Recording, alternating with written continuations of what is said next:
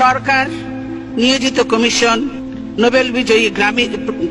Nobel বিজয়ী প্রতিষ্ঠান গ্রামীণ ব্যাংককে ভেঙে 19 টুকরো করার সুপারিশ করেছে। আমরা এতে স্তম্ভিত। এ ধরনের সিদ্ধান্ত গ্রামীণ ব্যাংককে ধ্বংস করে ফেলবে। ক্ষুদ্র ঋণের মাধ্যমে নারীর ক্ষমতায়নে এই ব্যাংক গুরুত্বপূর্ণ ভূমিকা পালন করে চলেছে। সেই প্রতিষ্ঠান ধ্বংসের উদ্দেশ্যে প্রতিশোধমূলক চক্রান্ত বন্ধের জন্য আমি সরকারের প্রতি আহ্বান জানাচ্ছি। আমরা এর তীব্র বিরোধিতা করছি। দেশের মানুষ এ ধরনের হীন কার্যকলাপ মেনে নেবে না। একটা প্রতিষ্ঠান ভেঙে ফেলা, ধ্বংস করা খুবই সহজ, কিন্তু এ ধরনের একটি প্রতিষ্ঠান গড়ে তোলা অনেক কঠিন ও শ্রমসাধ্য কাজ। গ্রামীণ ব্যাংকের ওপর রাষ্ট্রীয় কর্তৃত্ব আরোপের অপচেষ্টা চলছে।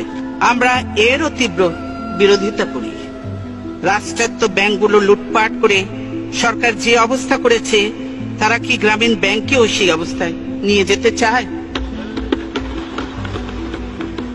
আমরা ডক্টর ইউনূসের সমর্থনে এবং গ্রামীণ ব্যাংকের পক্ষে আমাদের দৃঢ় অবস্থানের কথা ব্যক্ত করছি। জাতির জন্য যারা সম্মান বয়ে আনেন, সেই কৃতি সন্তানেরা যেন দেশেও মর্যাদা পান, তা আমাদের নিশ্চিত করতে হবে। না হলে দেশ মেধাশূন্য হয়ে পড়বে। আজ আমরা বিশেষভাবে সৌভাগ্যবান এবং সম্মানিত যে বাংলাদেশের 3 বারের নির্বাচিত প্রধানমন্ত্রী, বীর মুক্তিযোদ্ধা শহীদ রাষ্ট্রপতি জিয়াউর রহমানের স্ত্রী বেগম খালেদা জিয়া আজ এখানে আমাদের মধ্যে উপস্থিত আছেন।